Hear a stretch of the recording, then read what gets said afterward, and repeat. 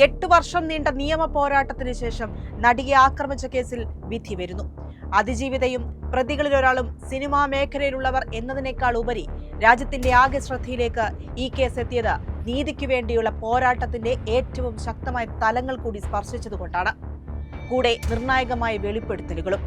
ലൈംഗിക കുറ്റകൃത്യത്തിന് കൊട്ടേഷൻ നൽകിയ കേസ് രാജ്യത്തിന്റെ നീതിന്യായ ചരിത്രത്തിൽ തന്നെ ആദ്യമായിരുന്നു. ആക്രമിച്ചവരെയും പിന്നിൽ പ്രവർത്തിച്ചവരെയും നിയമത്തിന് മുന്നിൽ കൊണ്ടുവരാൻ അതിജീവിത തീരുമാനിച്ചതോടെയാണ് നിയമ പോരാട്ടത്തിന്റെ തുടക്കം.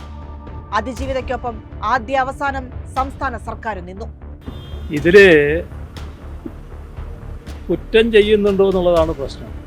കുറ്റം ചെയ്തെങ്കിൽ ആരായാലും പോലീസിന്റെ പിടിയിൽ പെടും. അതായത് നിയമത്തിന്റെ കരങ്ങളിൽ കുറ്റവാളികൾ പെടുക തന്നെ ചെയ്യും. അതാണ് ഇവിടെ ഉണ്ടായിട്ടുള്ളത്. എത്ര ഉന്നതനായാലും തെറ്റ് ചെയ്തിട്ടുണ്ടെങ്കിൽ ശിക്ഷിക്കപ്പെടണമെന്നുള്ള ഉറച്ച നിലപാട് പഴുതടച്ച അന്വേഷണത്തിലേക്ക് കേസിനെ എത്തിച്ചു. സർക്കാരിലും മുഖ്യമന്ത്രിയിലും പൂർണ്ണ വിശ്വാസമുണ്ടെന്ന് അതിജീവിതയും പറഞ്ഞു. സാർ എനിക്ക് തന്ന ആ ഒരു അഷുറൻസിൽ ഞാൻ വളരെ വളരെ വളരെ സന്തോഷമുണ്ട് എനിക്ക്.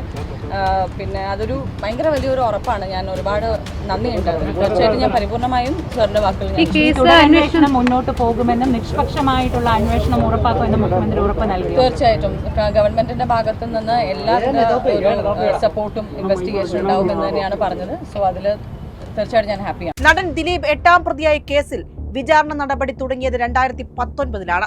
261 സാക്ഷികളെ വിസ്തരിച്ച കോടതി 1700 രേഖകളും പരിഗണിച്ചു. ഒടുവിൽ ഡിസംബർ 8-ന് എറണാകുളം പ്രിൻസിപ്പൽ സെഷൻസ് കോടതി വിധി പറയുമ്പോൾ കേസിന്റെ നാൾ വഴികളിലേക്ക്. 2017 ഫെബ്രുവരി 17-ന് ഷൂട്ടിങ്ങിന് ശേഷം രാത്രി തൃശൂരിൽ നിന്ന് എറണാകുളത്തേക്കുള്ള യാത്രക്കിടെ നടി ആക്രമിക്കപ്പെടുന്നു. പ്രതികളിൽ നിന്നും രക്ഷപ്പെട്ട നടി സംവിധായകനും നടനുമായ ലാലിന്റെ വീട്ടിലെത്തുകയും സംഭവം പുറം ലോകം അറിയുകയും ചെയ്യുന്നു. ഫെബ്രുവരി 18-ന് നടിയെ തട്ടിക്കൊണ്ടുപോയ വാഹനം ഓടിച്ചത് മാർട്ടിനാണെന്ന് കണ്ടെത്തുകയും അയാളെ അറസ്റ്റ് ചെയ്യുകയും ചെയ്യുന്നു.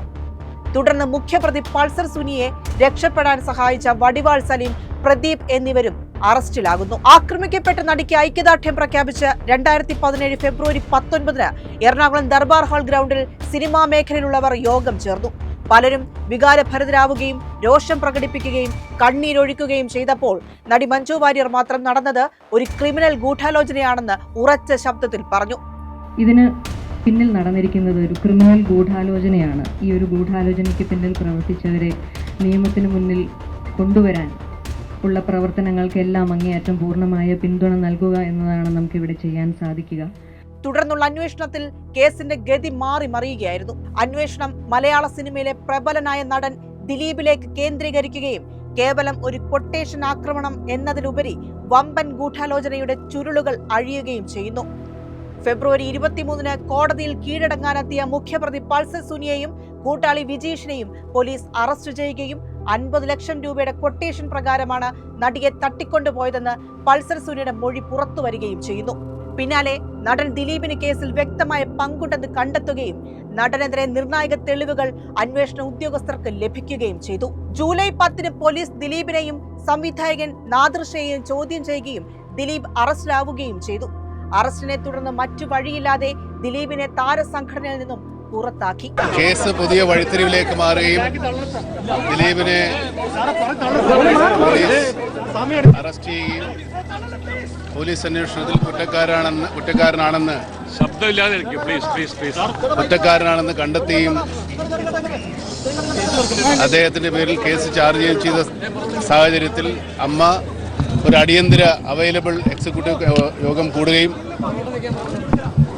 ഇത് ഇരയാക്കപ്പെട്ടത് ഞങ്ങളൊരു അംഗം കൂടിയായ സ്ഥിതിക്ക് ദിലീപിനെതിരെ ഇങ്ങനൊരു കേസ് വന്നതുകൊണ്ടും അദ്ദേഹത്തിൻ്റെ പേരിൽ കേസ് ചാർജ് ചെയ്തുകൊണ്ടും പോലീസ് അറസ്റ്റ് ചെയ്തുകൊണ്ടും ഈ എക്സിക്യൂട്ടീവ് കമ്മിറ്റി അദ്ദേഹത്തിനെ അമ്മയുടെ പ്രാഥമിക അംഗത്വത്തിൽ നിന്ന് തന്നെ പുറത്താക്കാനും അദ്ദേഹത്തിന്റെ അംഗത്വം റദ്ദാക്കുവാനുമാണ് ഈ എക്സിക്യൂട്ടീവ് കമ്മിറ്റി തീരുമാനിച്ചിട്ടുള്ളത്. പോലീസ് കസ്റ്റഡിയിലായ ദിലീപിന്റെ ജാമ്യാപേക്ഷ നിരവധി തവണ തള്ളുകയും 85 ദിവസത്തിന് ശേഷം ഹൈക്കോടതി പ്രതിക്ക് ജാമ്യം അനുവദിക്കുകയും ചെയ്തു. 2018 മാർച്ച് 8-ന് വിചാരണ നടപടികൾ ആരംഭിച്ച കേസിൽ നിരവധി സംഭവ വികാസങ്ങളാണ് ഉണ്ടായത്.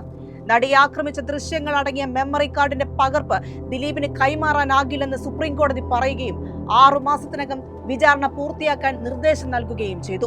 ഈ ഘട്ടത്തിലാണ് മറ്റൊരു വെളിപ്പെടുത്തലുമായി സംവിധായകൻ ബാലചന്ദ്രൻ രംഗത്തെത്തുന്നത്. നടൻ ദിലീപിന്റെ ആലുവയിലെ വീടായ പത്മസരോവരത്തിൽ 2017 നവംബർ 15-ന് ഉദ്യോഗസ്ഥരെ അപായപ്പെടുത്തുന്നതിന് ഗൂഢാലോചന നടന്നു എന്നാണ് ബാലചന്ദ്രൻ മാധ്യമങ്ങളോട് പറഞ്ഞത്. പിന്നാലെ ബാലചന്ദ്രകുമാറിന്റെ വെളിപ്പെടുത്തലിനെ തുടർന്നുള്ള തുടരന്വേഷണത്തെ എതിർത്ത് ദിലീപ് DGPക്ക് പരാതി നൽകിയെങ്കിലും തുടരന്വേഷണത്തിന് അനുമതി ലഭിച്ചു. കോടതി ബാലചന്ദ്രകുമാറിന്റെ രഹസ്യമൊഴി രേഖപ്പെടുത്തുകയും ദിലീപിനെ 33 മണിക്കൂർ ചോദ്യം ചെയ്യുകയും ചെയ്തു. 2021 മാർച്ച് 8-ന് തുടരന്വേഷണം റദ്ദാക്കണമെന്ന ദിലീപിന്റെ ഹർജി ഹൈക്കോടതി തള്ളി. ദിലീപിനെയും കൂട്ടുപ്രതികളെയും ബാലചന്ദ്രകുമാറിന്റെ സാന്നിധ്യത്തിൽ ചോദ്യം ചെയ്തു. ഇതിനിടയിൽ നടി കാവ്യ മാധവനെയും ചോദ്യം ചെയ്തു. കേസിലെ നിർണായക തെളിവായ മെമ്മറി കാർഡ് വാല്യൂ പരിശോധനയ്ക്ക് അയച്ചു. പരിശോധനയിൽ 2018 ജനുവരി 9, 2018 ഡിസംബർ, 2021 ജൂലൈ 19 എന്നീ ദിവസങ്ങളിൽ തുറന്നതായാണ് കണ്ടെത്തിയത്. 2024 സെപ്റ്റംബർ 17-ന് പ്രധാന പ്രതി പൾസർ സുനിക്ക് ജാമ്യം ലഭിച്ചു. ഡിസംബർ 11-ന് കേസിൽ അന്തിമവാദം പൂർത്തിയാവുകയും 2025 ഏപ്രിൽ 9-ന് പ്രതിഭാഗത്തിന്റെ വാദം പൂർത്തിയാവുകയും ചെയ്ത കേസിൽ ഡിസംബർ 8-ന് വിധി വരുമ്പോൾ സംഭവബഹുലമായ ഒരു സിനിമാ കഥയെ വെല്ലുന്ന നാളുകളാണ് കടന്നുപോയത്. നീതിയുടെ ക്ലൈമാക്സിനായി കാത്തിരിക്കാം.